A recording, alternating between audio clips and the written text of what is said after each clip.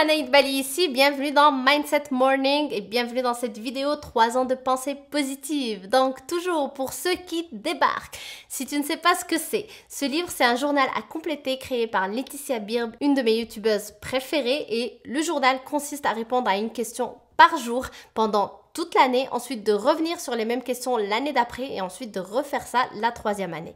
Et donc ça permet de regrouper au fait plein de pensées positives, plein de souvenirs bonheur, et aussi ça te permet de voir le cheminement et de comparer année après année tous tes souvenirs bonheur. Donc je partage les questions avec toi, comme ça t'aide à mieux me connaître, ça m'aide aussi à te connaître si toi aussi tu prends le temps de répondre aux questions, et aussi ça te permet d'apprendre à te connaître et tout simplement de regrouper toi aussi tes souvenirs bonheur en répondant aux questions avec moi. Donc c'est parti pour la première question. Donc, le livre me demande, la dernière fois que j'ai pris soin de moi, c'était quand? Je suis allée me dorloter au spa à la fin de ma grande période de travail. Si tu te souviens, si tu me suis depuis quelques temps, dernièrement, j'avais vraiment une grande période de travail où j'avais une grande surcharge de travail. Et du coup, à la fin, tout simplement, j'ai pris le temps d'aller prendre du temps pour moi, pour relaxer, pour souffler, maintenant que c'était fini. Donc, c'est des choses que je pense c'est hyper important de faire, et même j'irai plus loin, c'est en dehors de juste attendre vraiment la fin de la période de travail, mais plus de bloquer du temps chaque semaine pour soi, avoir du temps pour soi, que ce soit une journée pour soi, que ce soit chaque matin, prendre le temps de tout simplement être qu'avec soi, boire un bon thé, boire un bon café si tu aimes le café, boire de l'eau avec du citron si t'es comme moi, mais juste prendre du temps pour soi au quotidien, 1 fois par semaine, 2 fois par semaine. C'est toi qui vois, mais c'est important de bloquer du temps pour soi dans son agenda. Ça te permet tout simplement de souffler, ça te permet de te réaligner, ça te permet d'avancer de façon beaucoup plus zen dans tes projets. Donc ensuite, deuxième question. Ce que je voudrais dire à mon enfant pour ses 18 ans, ou l'enfant que j'espère avoir. Donc, moi je n'ai pas encore d'enfant, mais si on imagine qu'il a 18 ans, la première chose que moi je pense que j'aimerais lui dire, c'est « Live your life, live your dreams ». Donc, je parle en anglais, comme tu le sais, j'adore parler anglais. Donc, tout simplement, vis ta vie et vis tes rêves. Comme tu le sais aussi, si tu me suis depuis longtemps, je pense que la vie est faite pour réaliser des rêves. Ce que je fais dans cette chaîne, c'est pour t'aider aussi à avoir le bon mindset qui te permettra de réaliser tes rêves, de réaliser les projets qui te tiennent à cœur et d'avoir une vie qui te ressemble, qui correspond à tes valeurs et qui tu es. Donc, c'est tout simplement ça le conseil que je donnerais d'ailleurs à n'importe quel jeune de 18 ans. Ensuite, le livre me demande, je décide de mon prochain petit, grand, merveilleux voyage. Où, quand, pourquoi cet endroit? Alors, j'ai mis New York City. Comme la dernière fois, si tu avais vu la vidéo du mois dernier où je parlais donc de 3 ans de pensée positive, j'avais dit que j'espérais au fait passer mon prochain anniversaire dans la ville de New York, qui est ma ville préférée dans le monde entier. Et donc, c'est ça que j'organiserai pour octobre prochain. Ensuite, la prochaine question. Le livre me demande, je remercie tous les gens qui m'aident au quotidien. Les boueurs, le concierge, le policier qui fait la circulation, le guichetier qui m'accueille, etc.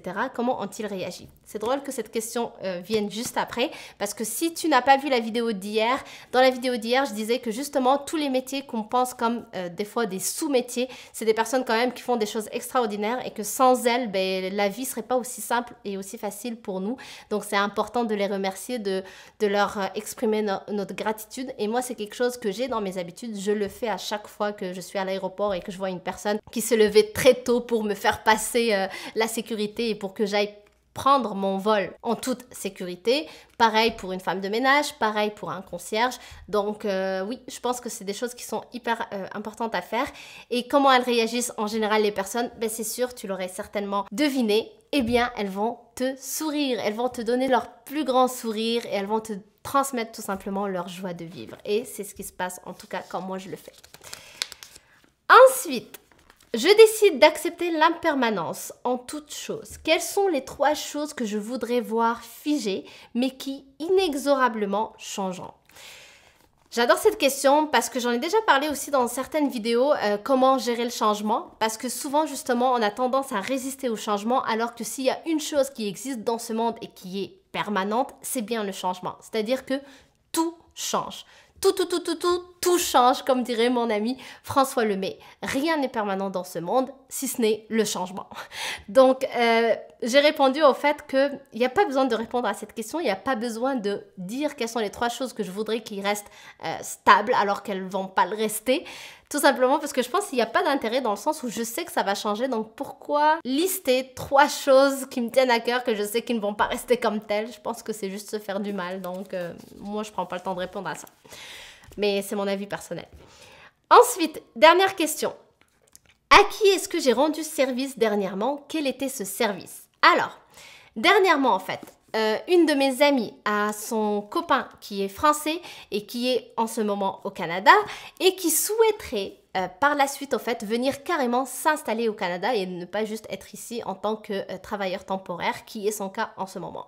Donc il m'a contacté tout simplement pour que je puisse lui faire part de mon expérience et pour tout simplement lui donner des renseignements sur comment faire pour venir s'installer au Québec, comment moi j'ai fait et comment il pourrait faire lui aussi. Donc voilà, c'était ça le service. Donc je te remercie d'avoir regardé cette vidéo. Si elle t'a plu, pense à la liker. Pense aussi à partager avec moi dans les commentaires tes réponses pour que je puisse aussi apprendre à te connaître et pour que tu puisses aussi te constituer donc tes souvenirs bonheur.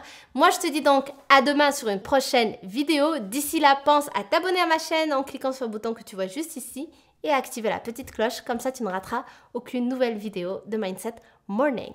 Donc je t'embrasse très fort et je te dis à demain. Bye!